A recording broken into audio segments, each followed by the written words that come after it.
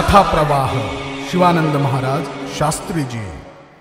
त्या सूर्याची लालिमा अशी आकाशामध्ये दिसते आणि गायाची धूळ उडालेली आहे आणि पूर्ण असं तो धुराळा गायीच्या पायाचा धुराळा आभाळामध्ये उडताना दिसतोय।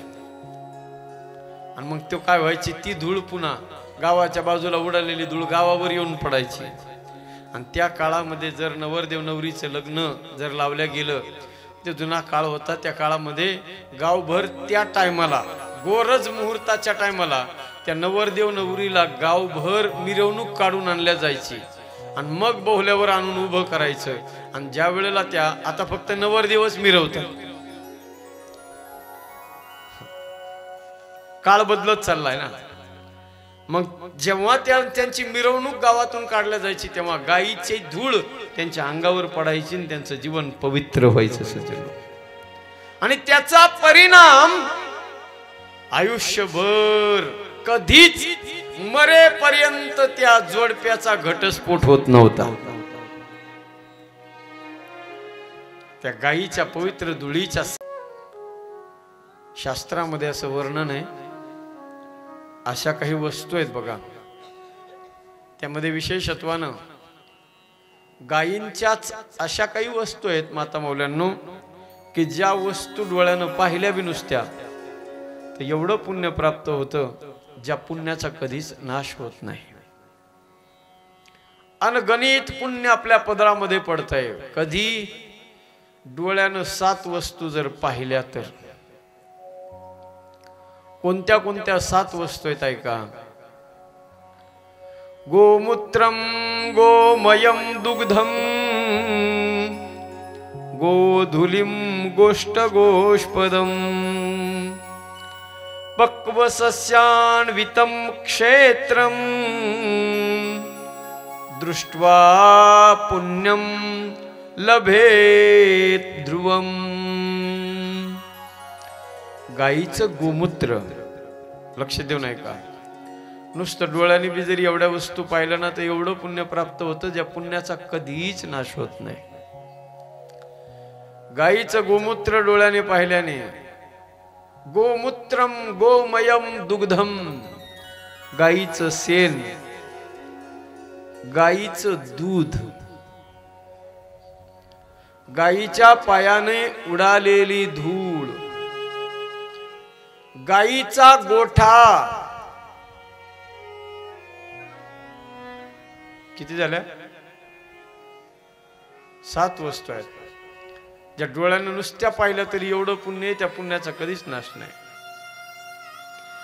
गायीचं गोमूत्र, गायीचं शेण, गायीचं दूध, गायीच्या पायानं उमटलेली खूर चिखलामध्ये,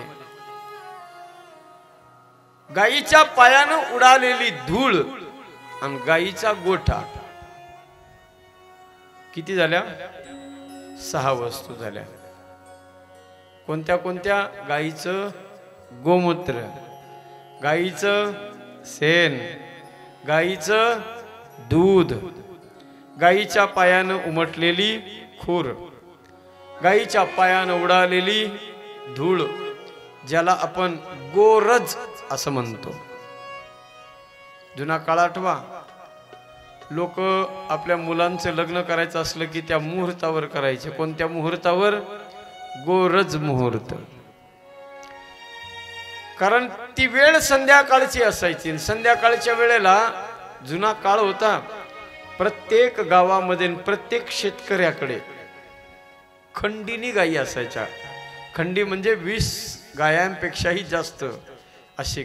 खंडीवरून ऐका, लक्ष देऊन, खंडीवरून दुसरा एक शब्द प्राप्त झाला होता त्या गायांना।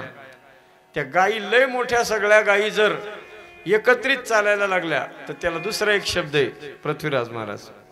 आहे का माहित तुम्हाला? शेतकरी मंडळीत आमचे म्हातारी माणसं जुने त्याला माहिती असेल काय म्हणतात त्याला, लय मोठ्या गायी एकत्रित चालायला लागल्यावर? बोला ना। कळप। कळप हरणाच असतो। मी सांगू का? हा, खंडी या शब्दावरूनच दुसरा शब्द पडलेला आहे। मग एक खंडी नाही, अशा अनेक खंड्या एकत्रित आल्या, मग त्या सगळा गायांचा मेळा जेव्हा येतो ना तेव्हा त्याला खांड शब्द आहे. गाईचा हे तुमच्याकडे आहे का खांड? पण आता हे शब्द नाही राहिले. हा, गाईच नाही राहिलं तर खंडी कशाची आणि खांड कशाचा आहे? तुमच्या डिक्शनरीत नाही अवेलेबल हे शब्द. गायांचे ते खांड, वासरं घरी बांधलेले असायचे. डोंगरावर गायरानामध्ये गाया चरायला जायच्या. आता गायरानं पण नाही राहिल्या, नाही तर प्रत्येक जुने माणसं लय हुशार होती बघा. स्पेशली आपल्याला जेवढी वैती करायची तेवढी शेती तर असायचीच, पण सगळ्या गावाचे मिळून 100-200 एकराचं गायरान प्रत्येक गावाला होतं. ज्या गायरानामध्ये अख्ख्या गावाच्या गायी तिथं मोकळ्या चरायच्या. पण आता गायरानं राहिलं नाही. बांध 4-4 बोटाने बांध सुद्धा माणसं ठेविनात. टोकरू टोकरू पोट भरालेत बांध. गायांचे एवढे मोठमोठे 100-200 एकराचे गायरानं थोडी राहणार आहेत आता. पण ज्या वेळेला त्या गायरानातून गायी गावाच्या दिशेनं वासराच्या ओढीनं सज्जन होऊन, वासराच्या ओढीनं जेव्हा त्या गाया गावाकडे पळत यायच्या ना, तुम्ही बघा ते तो नजारा तुम्ही आठवा कधी. आत्ताचा नजारा नाही तो, आता बघायला बी भेटत नाही. 15-20 वर्षापूर्वीचा काळ आहे तो. जेव्हा त्या गायी पळत यायच्या, पळायच्या सगळ्या वासराच्या ओढीनं गोठ्याकडं गायी पळायच्या, आणि गावाच्या जवळ आल्या की त्या गावाच्या चारी बाजूला अशी धूळ असायची. ती धूळ अख्ख्या गावावर उडायची. इकडे दिवस मावळतीला चाललेला असायचा. सूर्याची लालिमा आकाशामध्ये निर्माण झालेली असायची. सूर्य मावळतीला चाललेला आणि त्या गायाची धूळ अशी वर उडालेली. बघितलंय का तुम्ही कधी हे दृश्य? त्या सूर्याची लालिमा अशी आकाशामध्ये दिसते आणि गायाची धूळ उडालेली आहे, आणि पूर्ण असं तो धुराळा, गाईच्या पायाचा धुराळा आभाळामध्ये उडताना दिसतोय. आणि मग तो काय व्हायची, ती धूळ पुन्हा गावाच्या बाजूला उडालेली धूळ गावावर येऊन पडायची. आणि त्या काळामध्ये जर नवरदेव नवरीचं लग्न जर लावल्या गेलं, ते जुना काळ होता. त्या काळामध्ये गावभर त्या टायमाला, गोरज मुहूर्ताच्या टायमाला, त्या नवरदेव नवरीला गावभर मिरवणूक काढून आणल्या जायची आणि मग बोहल्यावर आणून उभं करायचं. आणि ज्या वेळेला त्या आता फक्त नवरदेवच मिरवतात, काळ बदलत चाललाय ना.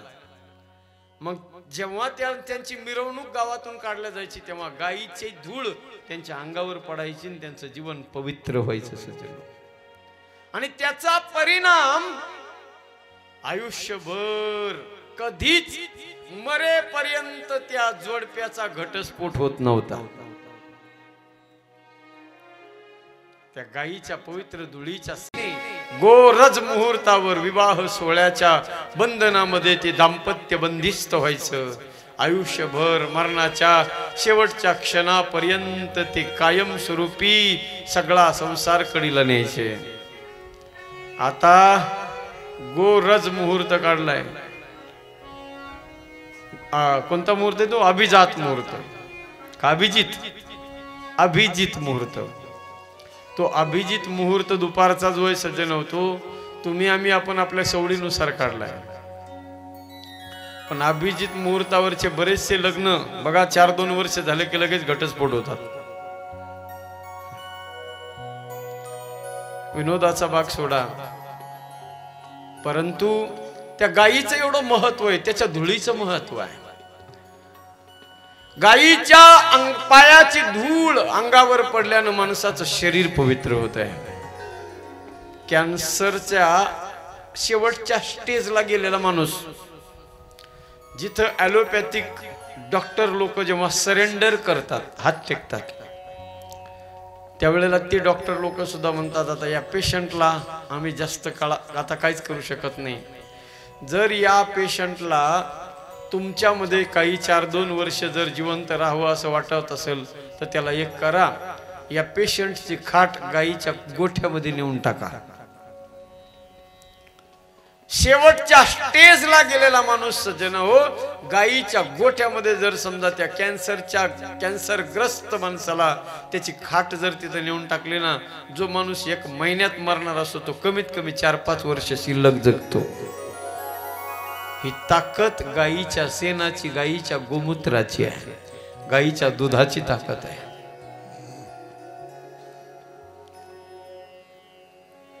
अशी माझी गोमाता सज्जन हो, गायी चरायला माझा कृष्ण परमात्मा घेऊन जातोय.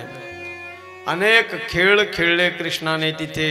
गोपाळ काला कृष्ण भगवंतानी सगळ्या गोपाळांच्या सोबत केला.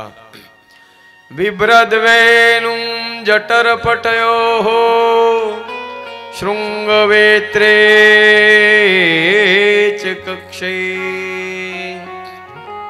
वामे पाणो मश्रुन कवलं त्यत्फलान्यंगुलेषु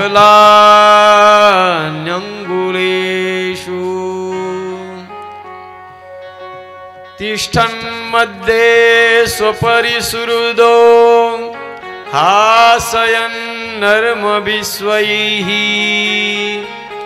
स्वर्गे लोके मुष्मिषति भुभुजे यज्ञ भुगबाल केली. गोपाल कृष्ण भगवान की जय.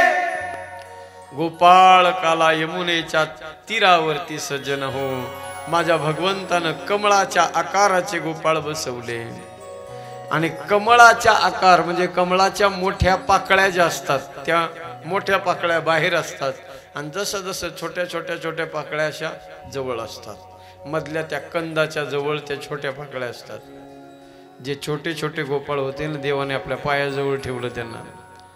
आणि जे स्वतःला मोठं म्हणून घेत होते ना, श्रीमंत मोठे प्रतिष्ठित, त्यांना देव जरा अंतराने ठेवतो.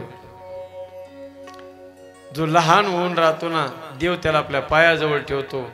आणि जो मोठा होतो ना सज्जन हो, त्याला मात्र देव जरा अंतरानं ठेवतो. म्हणून तर तुकोबाराय म्हणतात.